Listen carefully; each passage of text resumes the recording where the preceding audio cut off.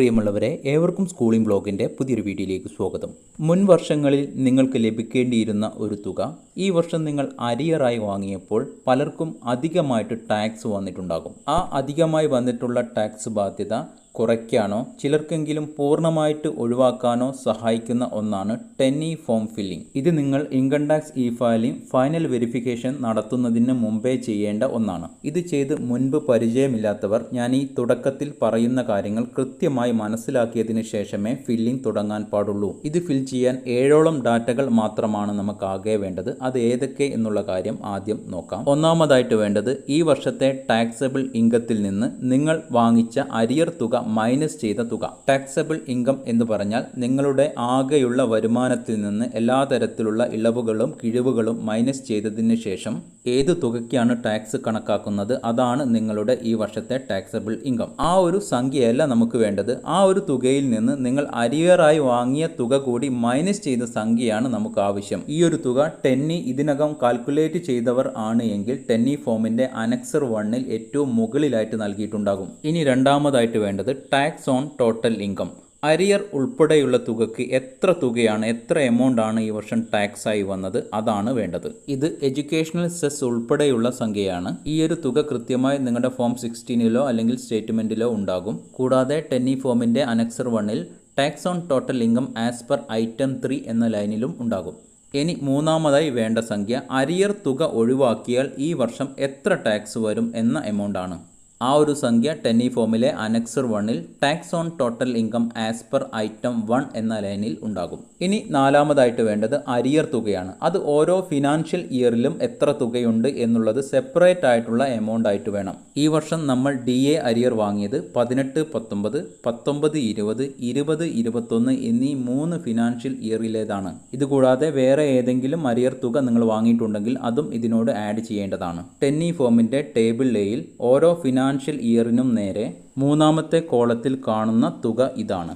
2018, 19, 19, 20, 20, 21 എന്നീ 3 financial ഇയറിലെ arrear തുക നിങ്ങൾക്ക് ഇവിടെ കാണാവുന്നതാണ്. ഇനി അഞ്ചാമതായിട്ട് വേണ്ടത് നിങ്ങൾ അരിയർ തുക കൊണ്ടുപോകാൻ ഉദ്ദേശിക്കുന്ന ഓരോ ഫിനാൻഷ്യൽ ഇയറിലും എത്ര തുകയാണ് ടാക്സബിൾ ഇൻകം ഉണ്ടായിരുന്നത് എന്നതാണ്. ഈ ഒരു എമൗണ്ടിൽ തെറ്റു വരാൻ പാടില്ല. കാരണം ഇ ഫയൽ ചെയ്തവർ ആണ് എങ്കിൽ ഇതിൻ്റെ കൃത്യമായിട്ടുള്ള കണക്ക് ഇൻകം ടാക്സ് ഡിപ്പാർട്ട്മെൻറ്റിൻ്റെ കൈവശം ഉണ്ടാകും. ഓരോ ഫിനാൻഷ്യൽ ഇയറിലെയും ടാക്സബിൾ ഇൻകം എത്ര എന്നുള്ളത് ഈ ഒരു രണ്ടാമത്തെ കോളത്തിൽ നൽകിയത് കാണാം. ഇനി ആറാമതായിട്ട് വേണ്ടത് ഓരോ വർഷവും ടാക്സബിൾ ഇൻകത്തിന് എത്ര ടാക്സ് ആണ് അന്ന് ഉണ്ടായിരുന്നത് എന്നതാണ്. അതാണ് ഇവിടെ അഞ്ചാമത്തെ കോളത്തിൽ കാണുന്നത്. ഇയാൾക്ക് 18, 19 വർഷം മാത്രമാണ് ടാക്സ് ഉണ്ടായിരുന്നത്. അതിനുശേഷമുള്ള 2 വർഷങ്ങളിൽ ടാക്സ് ഉണ്ടായിരുന്നില്ല. ടാക്സ് ഇല്ലാത്തവർ 0 എന്ന് നൽകേണ്ടതാണ്. ഇനി അവസാനമായിട്ട് വേണ്ട സംഖ്യ ഓരോ ഫിനാൻഷ്യൽ ഇയറിലെയും ടാക്സബിൾ ഇൻകത്തിലേക്ക് ഇപ്പോൾ നമ്മൾ കൊണ്ടുപോകുന്ന അരിയർ തുക കൂടി ആഡ് ചെയ്യുമ്പോൾ എത്ര ടാക്സ് വരും അതാണ് വേണ്ടത്. എഡ്യൂക്കേഷണൽ സെസ് കൂടി ആഡ് ചെയ്ത തുകയാണ് വേണ്ടത്. ആ ഒരു തുകയാണ് നമ്മൾ ആറാമത്തെ കോളത്തിൽ കാണുന്നത്. ഇവിടെ 19, 20 അങ്ങനെ തുക ആഡ് ചെയ്തിട്ടും ഈ വ്യക്തിക്ക് ടാക്സ് വരുന്നില്ല. ഈ പറഞ്ഞ കാര്യങ്ങളാണ് നിങ്ങളുടെ കൈവശം ഉണ്ടായിരിക്കേണ്ടത്. ഇനി നമുക്ക് 10E ഫോം ഫിൽ ചെയ്യാം. വെബ്സൈറ്റ് ലിങ്ക് താഴെ നൽകിയിട്ടുണ്ട്. നിങ്ങളുടെ പാൻ നമ്പറും അതേപോലെ പാസ്വേഡ് നൽകി വെബ്സൈറ്റിൽ ലോഗിൻ ചെയ്യുക. ഇവിടെ ഇ ഫയൽ മെനുവിൽ പ്രസ് ചെയ്താൽ ഇൻകം ടാക്സ് ഫോംസ് എന്ന് കാണാം. അതിൽ പ്രസ് ചെയ്താൽ ഫയൽ ഇൻകം ടാക്സ് ഫോംസ് എന്ന് കാണാം. അതിലൂടെ മുന്നോട്ട് പോകണം. പിന്നീട് വരുന്ന പേജിൽ സാലറീഡ് ആയിട്ടുള്ള ആളുകൾ ആയതുകൊണ്ട് person without business professional income എന്ന ലിങ്ക് കാണാം. അതിൽ പ്രസ് ചെയ്യാം. അടുത്ത പേജിൽ tax exemption and relief form 10E എന്ന് കാണാം. ഫയൽ നൗ എന്ന ഐക്കൺ പ്രസ് ചെയ്തുകൊണ്ട് മുന്നോട്ട് പോകാം. അടുത്ത പേജിൽ അസസ്മെന്റ് ഇയർ എന്നതിൽ 2022, 23 എന്നതാണ് സെലക്ട് ചെയ്യേണ്ടത്. കണ്ടിന്യൂ എന്ന ഐക്കൺ പ്രസ് ചെയ്യുക. ഈ ഒരു പേജിൽ ലെറ്റസ് ഗെറ്റ് സ്റ്റാർട്ടഡ് എന്ന ഐക്കൺ പ്രസ് ചെയ്തുകൊണ്ട് മുന്നോട്ട് പോകാം. അടുത്ത പേജിൽ ഒന്നാമതായി നൽകിയിട്ടുള്ള അരിയർ സാലറി ഫാമിലി പെൻഷൻ എന്ന ഒന്നാമത്തെ ഓപ്ഷൻ സെലക്ട് ചെയ്ത് കണ്ടിന്യൂ എന്ന ഐക്കൺ പ്രസ് ചെയ്യുക. പിന്നീട് എത്തുന്ന പേജിൽ 10E ഫയലിംഗിന്റെ 3 ഘട്ടങ്ങൾ 3 സ്റ്റെപ്പുകൾ കാണാവുന്നതാണ്. ഈ ഓരോ ഘട്ടങ്ങളും പൂർത്തിയാക്കിയാണ് 10E ഫോം ഫില്ലിംഗ് കംപ്ലീറ്റ് ചെയ്യേണ്ടത്. ആദ്യം പേഴ്സണൽ ഇൻഫർമേഷൻ അതിൽ പ്രസ് ചെയ്താൽ നിങ്ങളുടെ ഡീറ്റെയിൽസുകൾ കാണാവുന്നതാണ്. അത് സേവ് ചെയ്യുക.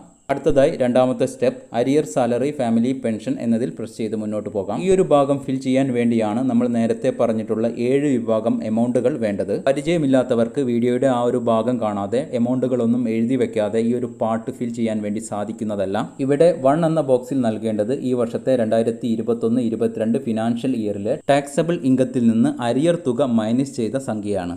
ഇനി താഴെ tax on total income as per tax payer as per item 3 എന്ന ബോക്സിൽ അരിയർ ഉൾപ്പെടെയുള്ള സംഖ്യക്ക് ഈ വർഷം എത്ര ടാക്സ് വന്നിരുന്നു അതാണ് നൽകേണ്ടത്. ഇനി മൂന്നാമതായി ഇവിടെ നൽകേണ്ടത് അഞ്ചാമതായി നൽകിയതിന്റെ ഏറ്റവും താഴെ കാണുന്ന tax on total income as per tax pair അതിന്റെ ബ്രാക്കറ്റിലായി ആസ് പെർ ഐറ്റം നമ്പർ 1 എന്ന് കാണാം. ആ ഒരു ബോക്സിലാണ് എൻ്റർ ചെയ്യേണ്ടത്.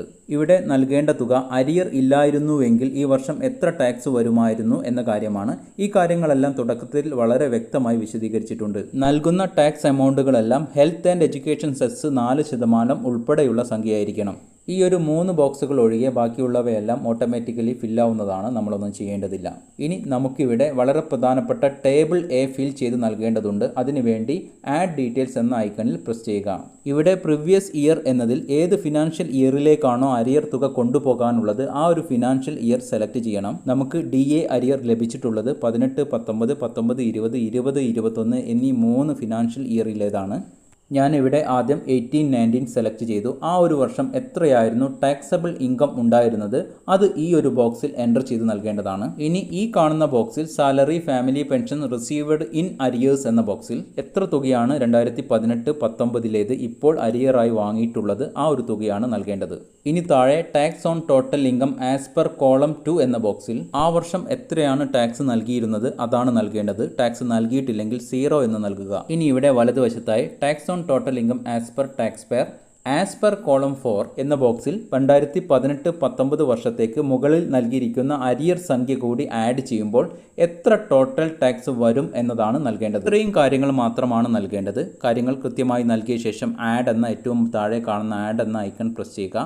ഇതുപോലെ തന്നെ 2019, 20, 20, 21 എന്നീ വർഷങ്ങളിൽ അരിയർ വാങ്ങിയിട്ടുണ്ടെങ്കിൽ അതെല്ലാം എൻ്റർ ചെയ്ത് നൽകണം. അതിനുവേണ്ടി നേരത്തെ ചെയ്തതുപോലെ ആഡ് ഡീറ്റെയിൽസ് എന്ന ഈ ഒരു ഐക്കൺ പ്രസ് ചെയ്തുകൊണ്ട് ഫിനാൻഷ്യൽ ഇയർ സെലക്ട് ചെയ്ത് നൽകി ഡീറ്റെയിൽസുകൾ നൽകണം. എല്ലാ വർഷത്തെയും എല്ലാ ഡീറ്റെയിൽസുകളും കൃത്യമായിട്ട് നൽകി ഏറ്റവും താഴെ കാണുന്ന സേവ് എന്ന ഐക്കണാണ് പ്രസ് ചെയ്യേണ്ടത്.